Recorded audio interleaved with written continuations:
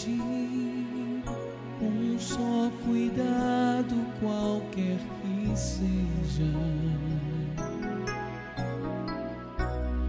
pois somente um seria muito para ti. É meu, somente meu, todo o trabalho, e o teu trabalho é descansar em mim. É meu, somente meu, todo o trabalho, e o teu trabalho é descansar em mim. Jesus lhe respondeu: certamente Elias virá primeiro e restaurará todas as coisas. Mas digo-vos que Elias já veio e não o reconheceram, mas fizeram tudo o que quiseram. Assim farão eles também padecer o Filho do Homem. E então entendemos os discípulos que nos falará a respeito de João Batista. Quando chegaram a multidão, um homem aproximou-se de Jesus, se ajoelhou e disse: Senhor, tem misericórdia do meu filho, que é lunático e sofre muito. Ele muitas vezes cai no fogo e na água. E o trouxe aos seus discípulos, mas não puderam curar. Jesus lhes respondeu: ó geração incrédula e perversa, até quando estarei convosco? Até quando vos suportarei? Trazei-me aqui o menino. Jesus repreendeu o demônio, este saiu do menino, e desde aquela hora o menino ficou curado. Então os discípulos, aproximando-se de Jesus em particular, perguntaram: por que não podemos expulsá-lo? Jesus lhes respondeu: por causa da vossa pequena fé. Nesse trecho que a gente acabou de ler, nós temos o primeiro cenário: Pedro, Tiago e João no Monte da Transfiguração. Ano passado a gente trabalhou muito bem isso nos últimos meses ali, nos últimos encontros, onde a gente falou da necessidade do Monte da Transfiguração, dizendo que não é possível ter uma espiritualidade saudável aqui no chão da terra se você não tiver o olhar da transfiguração. E qual é esse olhar da transfiguração? Só para a gente lembrar aí: Pedro, Tiago e João é levado por Jesus em cima, ao alto do monte, e se transfigura diante deles. Ou seja, se mostra como Jesus glorificado. A visão foi tão forte que é aquela visão de Steven Spielberg, o raio de luz saindo, eles ficam cegos, se jogam no chão de tamanha luz que eles não conseguiam enxergar, que era o Jesus glorificado. E aí então tem o próprio Deus, a voz desse próprio Deus ali autenticando esse momento, dizendo: este é o meu filho, autenticando aquele momento. E aí a gente falou sobre essa necessidade que a gente tem de construir uma espiritualidade onde nós não percamos esse olhar de Jesus glorificado. Ou seja, tem um depois. Não dá para a gente finalizar a vida aqui. Não dá para a gente achar que a vida é só isso aqui.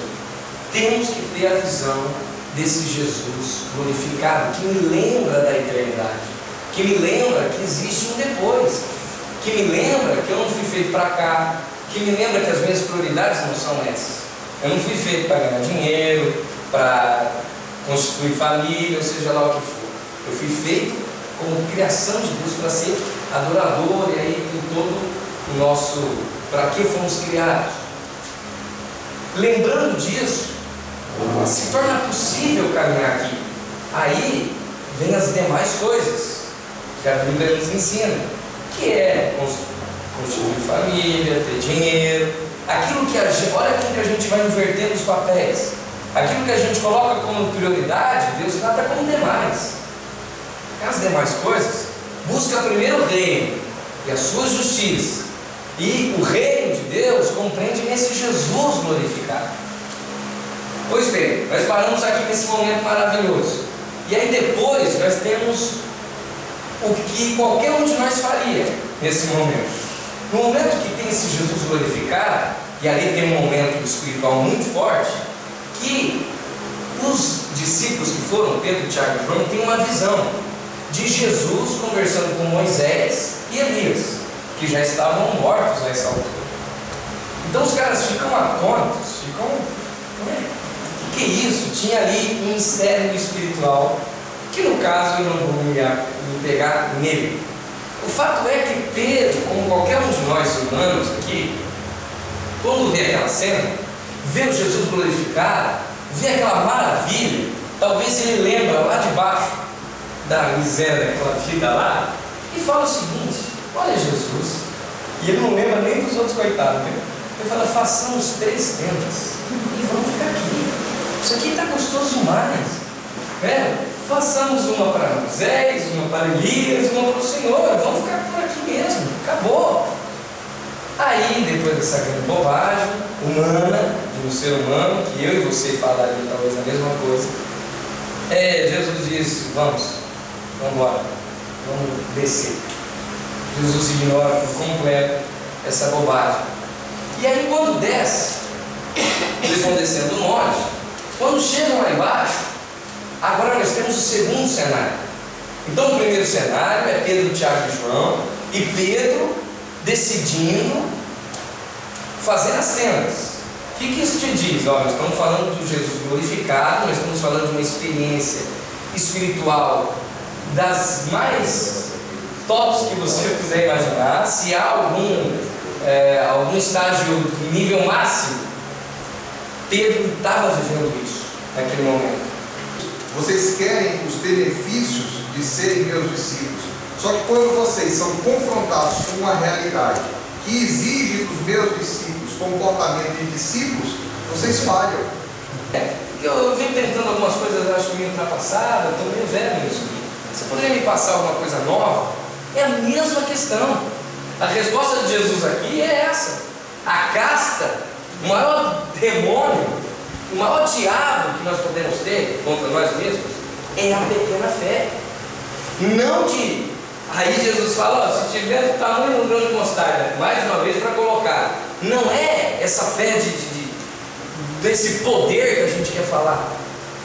É uma fé simples, é saber em quem você crê, é saber em quem você caminha, é saber de onde você está caminhando, como você colocou. O que é ser discípulo de Jesus? O que é construir um caminho de discípulo? Será que dá para mim usar o nome de Jesus e sair só usando o nome dele? Será que dá só para eu conseguir o nome dele como um poder mágico? Para eu conseguir um carro legal, uma casa bacana e uma profissão? Será que se trata disso? A fé é isso. É como conseguir. É a indagação dos discípulos. E aí Jesus fala: meu irmão, é com oração e jejum. E aí, um jejum com aquele conceito que a gente já tratou e cansou de tratar, não é dieta, meu gente. Jejum não é dieta.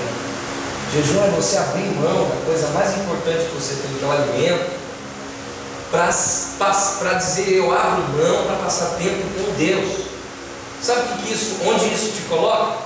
Que nível de intimidade isso te coloca com Deus? Oração não é só coisa mágica, não, coisa para conseguir as coisas.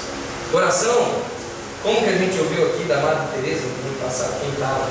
Oração é silêncio, né? Ela falava lá, não lembro direito o conceito. Eu pensei que a oração era quando ela se calava e ouvia a Deus. E aí a pessoa que era interlocutora dela dizia: e o que ele dizia? Ele disse: não dizia nada, ele se calava e ouvia. Será que a gente consegue orar assim? Ou a gente só consegue a oração já viciada, né? A oração do atalho. A gente não quer gastar tempo em oração. A gente não quer ficar calado. É a oração no drive-thru. No drive-thru. Agora é McDonald's. Agora é self-service.